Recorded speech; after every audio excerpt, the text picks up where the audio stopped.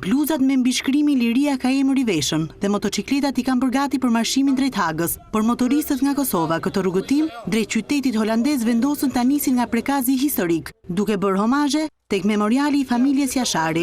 Përfaqësuesi i kësaj platforme, Ismail Tasholli, tha se nga Haga rruga do të vazhdojë drejt Brukselit me kërkesën e vetme që drejtësia të jetë transparente. Është një marsh simbolik që e kemi paralajmëruar, është një thirrje për drejtësi, qëllimi është që të mrim deri në Hag, atje ta bëjmë një parakalim të karvanit motorista, mandej të vazhdojmë Bruksel ku kemë përgatitur edhe një kërkesë që drejtësia të jetë transparente. Bashkëluftëtari Nasim Haradinaj tha se ky marsh simbolik është thirrje për drejtësi dhe kërkesë që procesi gjyqësor në Hag të përfundojë sa më shpejt dhe të jetë i drejtë.